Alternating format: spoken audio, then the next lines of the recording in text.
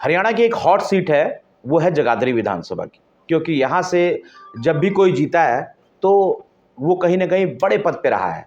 चाहे पूर्व के समय में यहाँ पे डिप्टी स्पीकर रहे अकरम खान, या मौजूदा जो भारतीय जनता पार्टी से विधायक हैं कंवरपाल, 2 मंत्री भी रहे और इससे पहले वो स्पीकर भी रहे।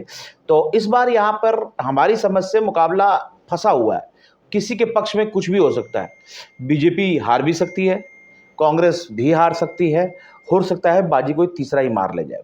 इंटरेस्टिंग मैटर क्या है, उन्हीं चीज़ों पे बात करेंगे। हमारे साथ आम आदमी पार्टी के नेता हैं और इनको हम आम आदमी पार्टी के नेता से ज़्यादा हम ये मानेंगे स्थानीय ये बड़े प्रसिद्ध नेता है, क्योंकि इन्होंने खासकर जगाधरी विधानसभा में आम आदमी पार्टी को खड़ा किया। भाई साहब नमस्कार।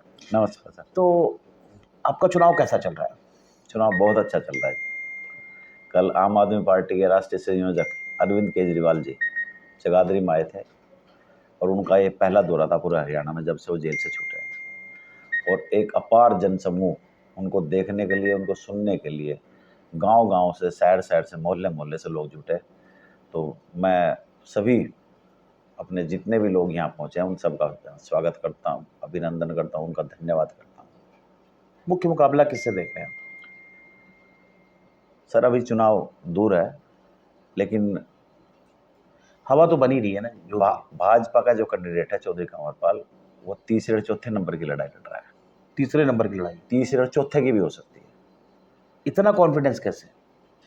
सर दिख रहा है, क्योंकि वो भाजपा के ही लोग हैं, जो कट्टर भाजपाई हैं वो मेरे से कांटेक्ट कर रहे हैं। मुझे मालूम है किस तरीके से उन्होंने साफ कहा है कि हमें अब चौधरी कंवरपाल को वोट नहीं देनी, हमें एक हिंदू चेहरा चाहिए।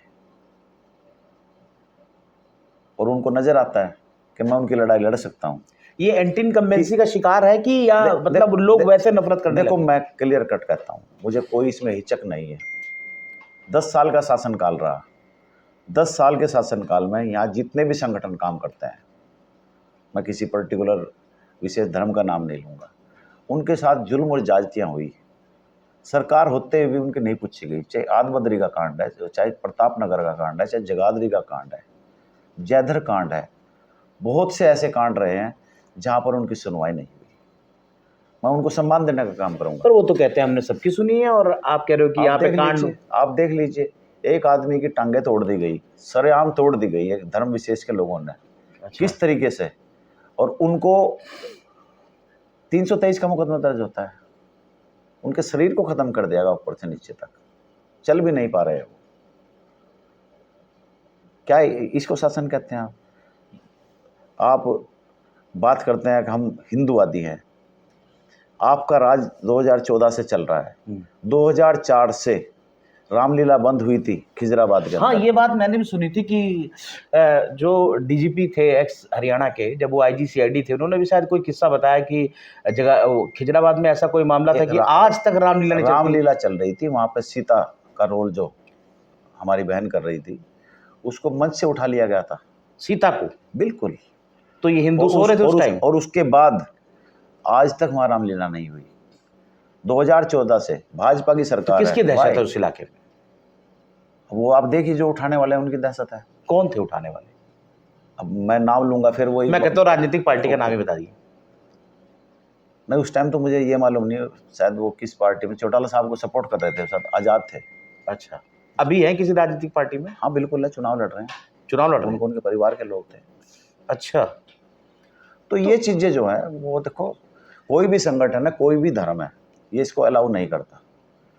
मैं उन संगठनों को एक आश्वासन दिया, मेरे पास बहुत लोग इकट्ठे हो गए कि आपके मान सम्मान और काम में कभी कमी नहीं आएगी। आपको टिकट का आश्वासन दिया किसने था? कितरा सरवारा ने? निर्मल सिंह ने? नहीं, बहुत लोग थे।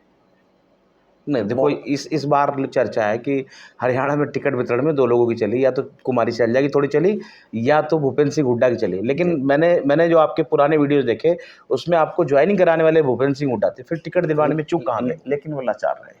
लाचार? इस सीट को अल्पसंख्यक सीट में ले जाया गया। अच्छा। लेकिन मुझे उसका कोई मलाल नहीं। पर अभी भी तो आपके दोस्त ही हैं भूपेंद्र सिंह हुड्डा। बिल्कुल है, मेरे उनके साथ एक ऐसे रिलेशन बने हैं, भाई दीपेंद्र के साथ में ऐसे रिलेशन बने, मैं उनका धन्यवाद करता हूँ। कोई बात नहीं। फिर आपने रोते हुए गंदी राजनीति शब्द क्यों इस्तेमाल किया? राजनीति होती गंदी है। तो आप भी तो उसी का पार्ट हैं। बिल्कुल है।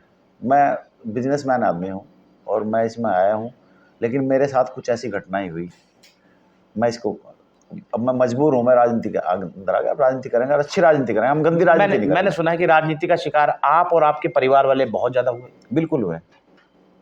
17 मुकदमे मेरे जैसे आदमी के ऊपर दर्ज रहे, अच्छा जी। जिसने कभी एक मक्खी नहीं मारी, मैंने कभी किसी को गाली गलौच नहीं किया। ये और बात 17 में कितनी सच है और कि 17 में से 16 मुकदमे वो खारिज हो चुके हैं कोर्ट में जाके, चल ही नहीं पाएंगे। एक मुकदमे में 4.5 साल के बाद चार्जशीट फाइल हो रही है। आप कानून को जानते हैं, 90 दिन का प्रावधान था, अब तो भारत संहिता आ गई, उसके अंदर मुझे नहीं मालूम क्या है। 90 दिन का प्रावधान था, 4.5 साल के बाद चार्जशीट होती है। 2014 से लेके और अभी पिछले कुछ वर्षों तक आपके जो बड़े भाई हैं वो डीजीपी रहे। मैंने सुना है इन्होंने उनको भी नुकसान पहुंचाया व्यक्तिगत राजनीति को लेकर। बिल्कुल हटाया, डीजीपी सिर्फ के पद से हटवाया इन्होंने। अच्छा। इसीलिए मैं राजनीति में आया। मैंने ये कहा था, आईएएस आईपीएस बिरली माँ पैदा करती हैं, अनोखी माँ पैदा करती हैं। नेता का क्या, नेता तो किसी गली में पैदा हो जाता है, और आपने एक नेता पैदा कर दिया। मैं पढ़ा लिखा आदमी हूँ और मैं बदले की भावना से राजनीति नहीं करूँगा, स्वच्छ राजनीति करूँगा। जिस तरीके से जगाधरी के अंदर, मैं तो ये कहूँगा जगाधरी का चीरहरण हुआ 10 साल के अंदर। अच्छा जी। कंवरपाल जी ने किसी की भी लड़ाई नहीं लड़ी, सिर्फ अपने परिवार की और 2-4 लोग और। इन्होंने तो अपने साथी मार दिए। नहीं, ये बताइए कि आप ही कंवरपाल से उस समय क्या व्यक्तिगत, मैंने सुना है कि वो कहते हैं कि आप लोगों ने षड्यंत्र रचा उनको डिफेम करने के लिए, ऐसा कुछ था या सच्चाई थी उस मामले में? सर मैंने कोई डिफेम नहीं किया, मेरा कोई मतलब भी नहीं था उस चीज़ से। जी मैं क्यों करूँगा? एक ऑफिसर था यहाँ, जी। डीएसपी रैंक का आदमी था, उसने अपनी नौकरी चलाने के लिए, अब मैं तो इनको अनपढ़ ही कहूँगा, ठीक है जी। इनके दिमाग को घुमा दिया कि जी ये तो बहुत बड़ा आदमी बन जाएगा, इसके घर पे तो भीड़ है, इसका भाई डीजीपी है, आपके यहाँ तो कोई भी नहीं आता। तो ये तो राजनीति में व्यक्तिगत संबंध भी हो सकते हैं सर, किसी के घर कोई सर भी आ मैं वही सकता था, और आज भी देखो मेरे पास भीड़ है। मैं लोगों को काम आता हूँ, मैं सुख दुख में काम आता हूँ, सामाजिक संगठन से जुड़ा हुआ आदमी हूँ मैं। तो उन्होंने इनका दिमाग घुमाया और इन्होंने मेरे ऊपर पर्चे कराए। मेरा भाई हरियाणा का डीजीपी है, मेरे खिलाफ पर्चा दर्ज हो रहा है बगैर किसी दोष के। मैं चैलेंज करता हूँ कि आप गवाही तो दोष में, क्रॉस एग्जामिन में आपको पता लग जाएगा।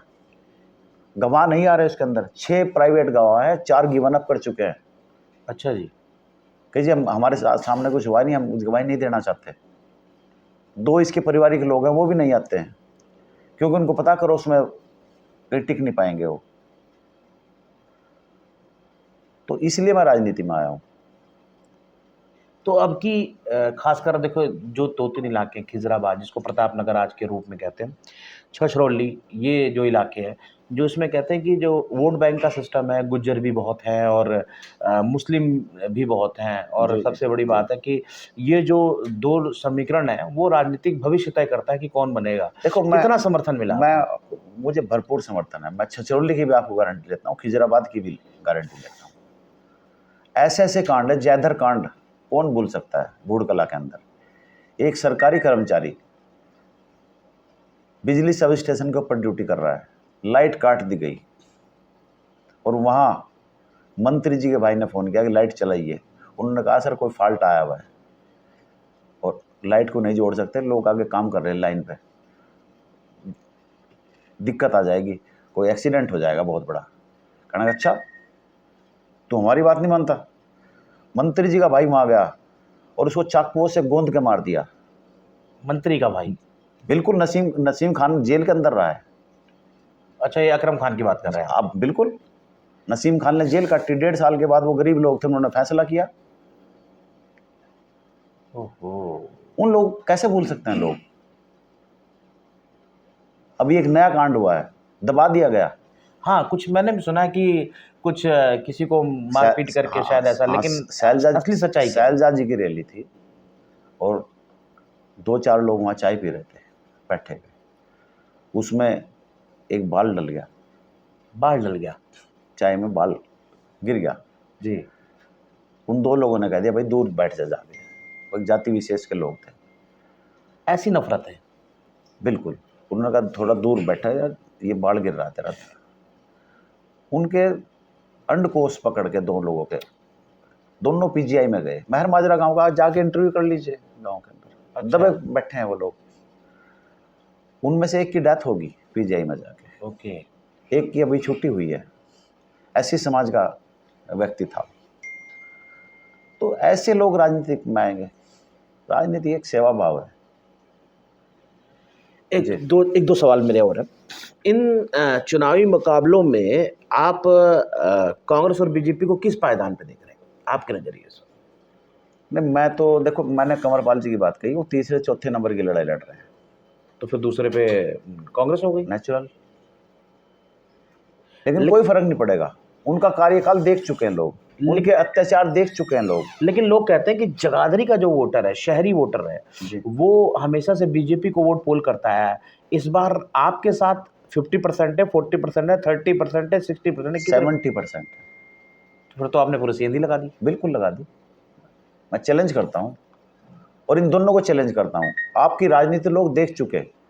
आपके ये पुराने इंजन, डबल इंजन सब देख चुके हैं। लोगों को हाईटेक इंजन की जरूरत है, एक पढ़े लिखे आदमी की जरूरत है। वो भाप इंजन, डीजल इंजन, कोयला इंजन सब खत्म हो गया। वो सब जा चुके हैं। वो DT-14 बेलारूस का जमाना जा चुका। आज जॉन डियर का जमाना है। जॉन डियर के और जमाने। जॉन डियर आपके बीच में है, आपका पढ़ा लिखा भाई है, आपकी सेवा करने के लिए इन बैठा 10 सालों की राजनीति में आप जब दो चुनाव लगभग लड़ चुके हैं यहाँ से, और उससे पहले से आप इनेलो के साथ भी रहे, इन सारी चीज़ों में आपको क्या लगा? क्योंकि देखिए, मैं जितना समझता हूँ, मैं मानता हूँ कि आम आदमी पार्टी का वोट बैंक नहीं है, ये आदर्श पाल का अपना पर्सनल वोट बैंक है। क्यों? ये 10 सालों में जुड़े, सच्चाई कितनी है इसमें? नहीं, मैं देखो, लगातार जब से मैं राजनीति में आया हूँ, मैं कभी अपने घर नहीं बैठा हूँ। लोगों की समस्याएं हैं, घर पर बैठ के सुनता हूँ। लोगों के सुख में और दुख में सभी के काम आता हूँ। इसीलिए लोग लाइक करते हैं। और कभी मैं किसी धर्म विशेष की राजनीति नहीं करता। कितने घंटे मेहनत करते हैं राजनीति में? मैं कहूँ फुल टाइम हूँ।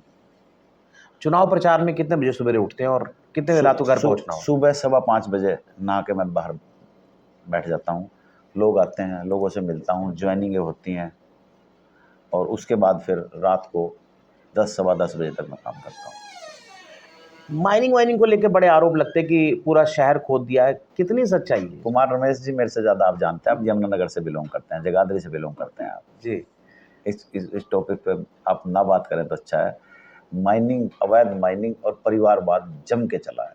बाकी बड़े लोगों को नुकसान हुआ। बड़े लोगों को भारी भरकम लोन पे डंपर दिलवाए गए, भारी भरकम लोन पे ट्रैक्टर दिलवाए गए, मशीनें दिलवाई आप गई। माइनिंग के पक्ष में, खिलाफ में?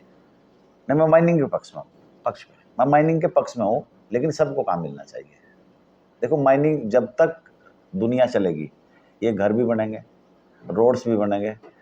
रॉ मटेरियल चाहिए, रॉ मटेरियल चाहिए, लेकिन सबको काम होना चाहिए। परिवारवाद नहीं चलना चाहिए।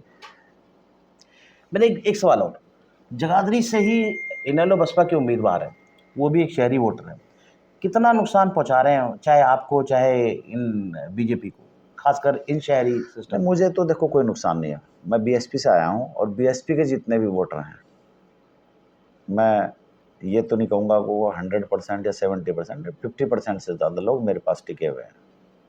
उन्हें मेरी कार्य करना प्रणाली का बताया। उनके मान सम्मान में मैंने कभी बीच नहीं आने दी। उनका चुनाव उठ नहीं पाया। ये इस बार हवा किसकी है आपके नज़रिए से? आप इतने बड़े राजनीतिक हैं, राजनीति करते हैं। हरियाणा में किसकी हवा? मैं नहीं कह सकता।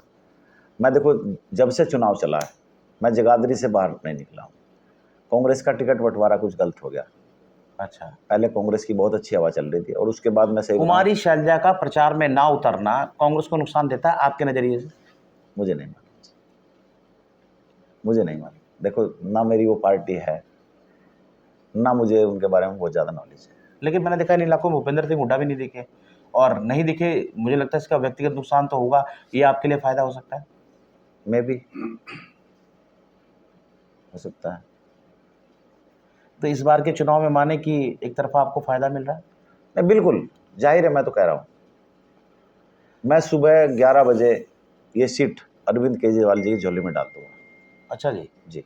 11 बजे? 11 बजे। बहुत बड़ी बात है।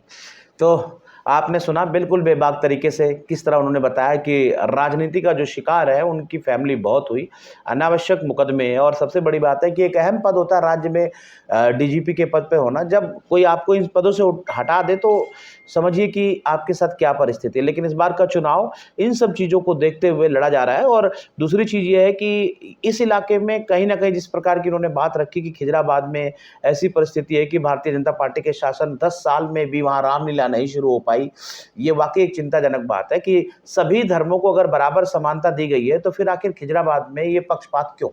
लेकिन चुनाव अभी दिलचस्प धीरे धीरे बढ़ रहा है। कुछ और राजनीतिक दल जो है, जो उनके बड़े नेता हैं, वो आएंगे, चुनावी समीकरण को बदलेंगे, कुछ बनाएंगे, और उस समीकरण में हम देखेंगे क्या हो रहा है। लेकिन इस बातचीत में ये ज़रूर है कि इस बार आदर्श पाल जी का जो चुनाव है वो उठता हुआ दिख रहा है। उनका ये मानना है कि 11 बजे तक स्थिति स्पष्ट हो जाएगी कि जगाधरी विधानसभा के वोटरों ने किसको सपोर्ट किया। कुमार रमेश, चंडीगढ़।